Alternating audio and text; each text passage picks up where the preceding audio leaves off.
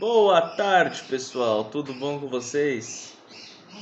Quem fala com vós é Mago das Sombras. Então venho aqui para dizer para vocês hoje contar um pouquinho sobre a minha história, minha trajetória. Seja ela na baixa magia, seja ela na alta, passar para vocês um pouco do como que eu cheguei aqui hoje. Bom, para eu chegar aqui, nós temos que ter passado primeiro pela genitora ou pelo genitor. Vamos lá. Minha mãe ela era da igreja. Meu pai, a família dele, ele era espírita. Mas meu pai não tinha tanto convívio assim com a religião, com nenhuma religião. A família era espírita e minha mãe era evangélica. Quando eles se conheceram e tudo, vieram morar em Porto Alegre. Eles eram do interior do Rio Grande do Sul, da fronteira. Vieram morar em Porto Alegre e no decorrer das batalhas do dia a dia começou a chegar um espírito na minha mãe dentro da igreja. Esse espírito se chamava Pombagira Cigana, tá? Ogum Beira-Mar o caboclo, né? E no decorrer da vida, feitiço pra lá, feitiço pra cá, como vocês todos sabem, tiveram que entrar pra religião os dois. Eu tô resumindo a história, tá? Porque se eu contar a história, nós vamos ficar 4 horas contando a história e não vai nunca passar. Com meus 11 para 12 anos, fui fazer a primeira obrigação. Fizeram a obrigação na minha cabeça, pro meu orixá, para Chapanã. A doença veio, pegou. Naquela época tinha um mito que se dizia que filho carnal não podia ser filho de santo da mãe carnal. Aí fomos jogar num outro pai de santo. Um pai de santo do Ogum até muito bom aqui em Porto Alegre. Ele mesmo chegou e falou: não, tá errado, seu filho não é de Chapanã. Seu filho é de Xangô Agodô, que é o orixá que comanda a minha vida hoje. Devido ao fato do erro que tenha acontecido e cometido lá atrás, aos 12 anos de idade, foi feito todo o assentamento de África dos meus orixás. Quando eu falo assentamento de África dos meus orixás, foi feito todo o assentamento de orixá, de santo. Nesse mesmo período, nesse mesmo ano, como eu já vinha desde de infância fazendo os cruzamentos de Umbanda, praia, mata, rio, pedreira, praça, cachoeira, todos esses cruzamentos nos reinos, junto com toda a família religiosa da minha mãe, que eu fazia parte daí da família religiosa da minha mãe, que foi quando ela lavou minha cabeça para fazer a obrigação do Xangô, minha mãe carnal. Começou a se aproximar o Exu, rei das 7 encruzilhadas, no corpo, nesse pequeno corpo, que seria o meu guardião da Quimbanda. E em paralelo com isso começou a chegar um outro caboclo, que era o Xangô da Pedra Branca, né? Junto com seu 7 flechas. Como eu já tinha todos os cruzamentos, e naquela época o caboclo chegava, tinha que fazer ponto, passar por prova. Se era de Xangô tinha que ir pra fogo, se era de cacicado tinha que ir pra mata, pegar o bicho, tudo. E eles passaram por isso. Ganhei o cacicado. Numa obrigação grande que foi feita de cacicamento, ganhei meu cacicamento. Passados anos não, no mesmo período, no mesmo ano, devido ao fato do Exu estar querendo tomar muita conta do meu corpo e que ele chega toda hora, foi feito o apronte de Exu, rei das 7 cruzilhadas, com a Pombagira 7 saias. São um casal de Exu que trabalha no meu corpo junto comigo. Dos meus 12 anos aos meus 21 anos, eu incorporava e tudo normal, mas limitado devido ao fato de eu ser muito novo. Até meus 18 era limitado mesmo. E eu era padrinho de muita gente, devido ao fato de eu ser pronto, então eu era padrinho de muita gente, ainda sou padrinho de muita gente, mas nós sabíamos que existia um bem maior que me protegia. Foi quando nós descobrimos que a divindade que me protegia era Lúcifer. Feito isso, nós fizemos nosso elo com Lúcifer numa alta magia, tá? Foi vindo, foi indo. Dos meus 12 anos aos 21, meu vínculo religioso era apenas para ajudar aqueles, como apadrinhar, ensinar o que eu sabia e tudo. Aos meus 21 anos, eu regresso de Santa Catarina, porque eu morei 2 anos lá, dos 19 aos 21 morei lá. Aos 21 anos, em 2011, eu regresso de Santa Catarina em novembro. Dia 10 de dezembro, uma amiga minha, que eu considero ela amiga até hoje, mesmo o destino tendo levado nós cada um para um lado. Eu considero ela minha amiga até hoje, sinto muita falta, até das risadas da gente. Fez com que eu lavasse a primeira cabeça. Foi minha primeira filha de santo. Mesmo eu relutando, mas como eu já jogava, e sempre joguei desde os meus 13 anos de idade, jogava búzios, jogava carta, oráculo de alta magia, e sempre vi muito bem, ela não queria abrir mão se não fosse lavar a cabeça comigo. Lavei a cabeça dela, fiz todo o ritual para ela, com meus 21 anos. Então, pensem comigo, meus caboclos, meus exus e os orixás já tinham 9 anos, com meus 21 anos já tinham 9 anos de vasilha. A divindade que qual nós hoje estamos ligados, pactuados, eu fiz o pacto, eu tinha 16 anos,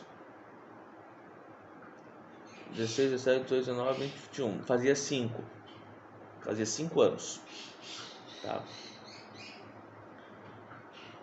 Ali começou a minha trajetória religiosa. Aí veio ela, meu segundo filho veio em fevereiro, que é um que está até hoje na casa, né? Mas ele já veio em fevereiro de...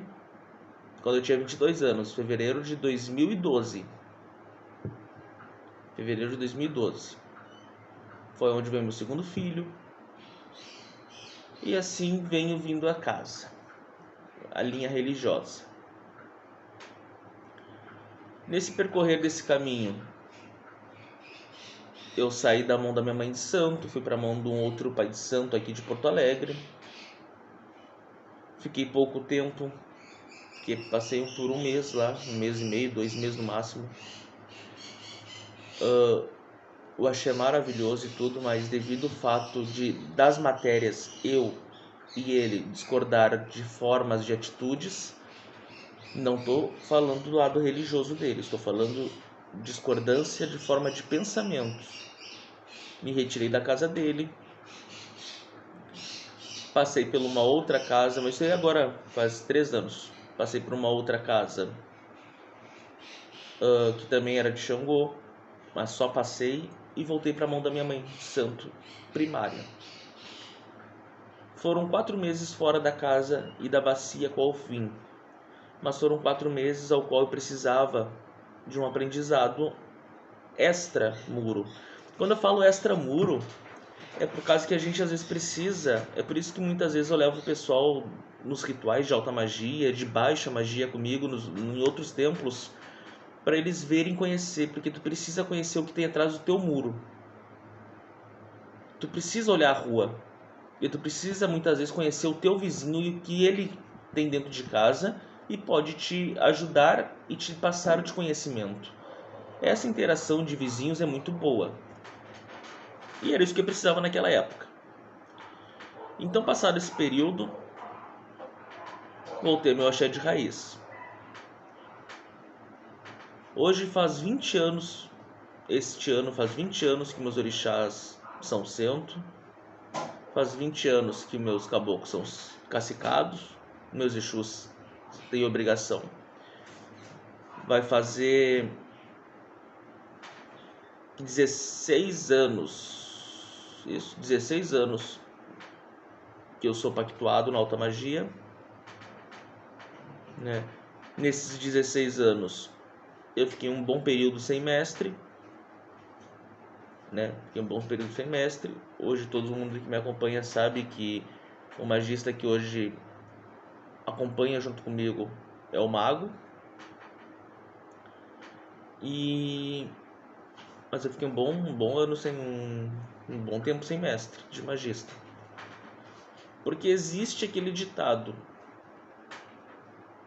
tu pode te governar, mas eu discordo disso. Eu discordo. Eu acho que o teu governo tu ganha depois que tu venha a partir, tá? Todo mundo precisa de alguma coisa, porque senão não existiria o porteiro que passa a informação pro administrativo, que passa a informação pro comercial, que vai pro vai pro supervisor, que vai pro gerente, o coordenador, que vai pro gerente, que vai pro diretor, que vai pro diretor júnior, até chegar no presidente. Então eu creio que tudo é uma escada e tu sempre precisa de conhecimento a mais, e conhecer mais e conhecer mais. Tu sempre precisa disso. Mago, são perguntas que me fazem. Tu mata para orixá na tua cabeça? Ainda não. Os orixás eu cultuo, mas na vasilha. Eu não pratico ritual com sangue no meu corpo. Cultuo meus exus na vasilha. Cultuo meus caboclos nos verdes. Tenho todos eles nos templos deles. Mas eu trabalho muito mais hoje com alta magia. 93% dos meus rituais são com alta magia. 8%, não, 93%, 8% já passou. Mas vamos botar assim, ó, 80% dos meus rituais é alta magia, tá? 10% é quimbanda. E os outros 10% divide ali, 5 para santo e 5 para umbanda. O mago aqui não se desfez de nenhum ritual, porque não precisa se desfazer de um ritual para ter outro. Nunca ouviram falar na soma de informações e quanto mais conhecimento melhor? Então eu tenho todos os meus conhecimentos. Meus padrinhos de religião sempre foram os mesmos. É a Vivian Dossan, que mora no Portugal, que é minha irmã carnal, e é o Jorge de Oxalá, que veio a falecer, mas era meu pai carnal.